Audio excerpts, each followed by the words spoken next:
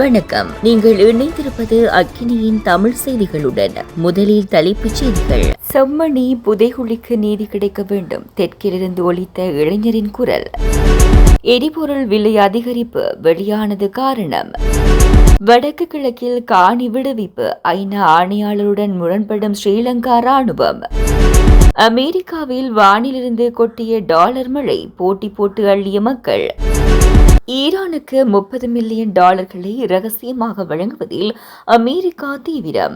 தொடர்பென விரிவான செய்திகள். யாழ்ப்பாணம் செம்மணி பகுதியில் கொடூரமாக கொலை செய்யப்பட்டு புதைக்கப்பட்டவர்களுக்கு நீதியை இந்த அரசாங்கம் பெற்றுக் கொடுக்க வேண்டும் என தென்னிலங்கையைச் சேர்ந்த சிங்கள சமூக செயற்பாட்டாளரான அர்ஜுன தெரிவித்துள்ளார். செம்மணி மனித புதைகுழி தொடர்பில் கருத்து தெரிவிக்கும் போதே அவர் இவ்வாறு கூறினார். அவர் தெரிவிக்கையில், யாழ்ப்பாணம் செம்மணி பகுதியில் மனித எலும்புக்கூடுகள் அகழப்படுகின்றன. இதில் சிறுவர்கள், பெரியோர்கள் என கொடூரமாக கொலை செய்யப்பட்ட 34 பேரின் எலும்புக்கூடுகள் இதுவரை கண்டுபிடிக்கப்பட்டுள்ளன. இந்த பிரச்சினையில் அரசாங்கம் கவனம் செலுத்த வேண்டும் என நாங்கள் கேட்டுக்கொள்கின்றோம். இந்த விடயம் குறித்து சிங்கள மக்களாகிய நாங்களும் தமிழ் மக்களுடன் இணைந்து ஒன்றாக இருக்கின்றோம். யுத்த காலத்தில் ஏராளமானோர் காணாமல் ஆக்கப்பட்டார்கள். அவர்களது குடும்ப உறுப்பினர்கள் நீண்ட காலமாக அவர்களை தேடும் நடவடிக்கைகளில் தீவிரமாக ஈடுபட்டு வருகின்றனர்.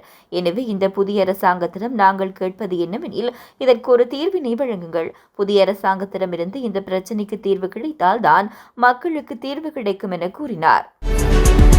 கடந்த மாதத்தை விட இந்த மாதம் உலக சந்தையில் கச்சா எண்ணெய் விலையில் சிறிது அதிகரிப்பு ஏற்பட்டதால் இந்த முறை எரிபொருள் விலையை அதிகரிக்க வேண்டியிருந்தது என்று இலங்கை பெட்ரோலிய கூட்டுத்தாபனத்தின் தலைவர் ஜனக ராஜகருணா தெரிவித்துள்ளார். எரிபொருள் விலை சூத்திரம் தொடர்பான தரவுகளை இலங்கை பெட்ரோலிய கூட்டுத்தாபனம் அமைச்சகத்துக்கு அனுப்பி பின்னர் எரிபொருள் விலை குறித்து முடிவு செய்யும் என்றும் அவர் கூறினார். மத்திய கிழக்கில் நடந்த போர் காரணமாக ஜூன் மாதத்தில் எரிபொருள் விலை அதிகரித்ததாகவும் அந்த போரின் போது எரிபொருள் விலை அதிகரித்த காலகட்டத்தில் டீசல் கப்பல் ஒன்றை வாங்க வேண்டியிருந்தது என்றும், எனவே இந்த முறை நாட்டில் எரிபொருள் விலை குறித்த முடிவில் அது வலுவான தாக்கத்தை ஏற்படுத்தியது என்றும் அவர் குறிப்பிட்டார். வடக்கு கிழக்கில் இராணுவத்தினரால் ஆக்கிரமிக்கப்பட்டுள்ள காணிகளை விடுவிப்பதற்கு ஸ்ரீலங்கா படை அதிகாரிகள் எதிர்ப்பு தெரிவித்துள்ளனர்.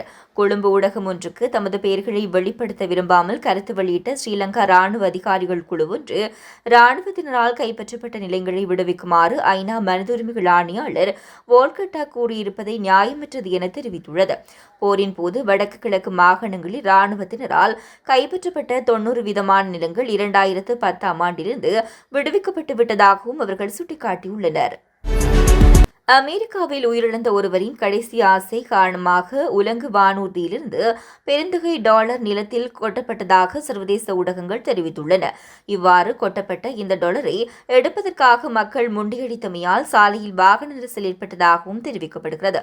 இது தொடர்பில் மேலும் தெரிவித்ததாவது, அண்மையில் உள்ளூர் கார் கழுவும் நிறுவன உரிமையாளரான தோமஸ் என்பவரின் கடைசி விருப்பத்தை நிறைவேற்றுவதற்காக இவ்வாறு நடைபெற்றதாக கூறப்படுகிறது.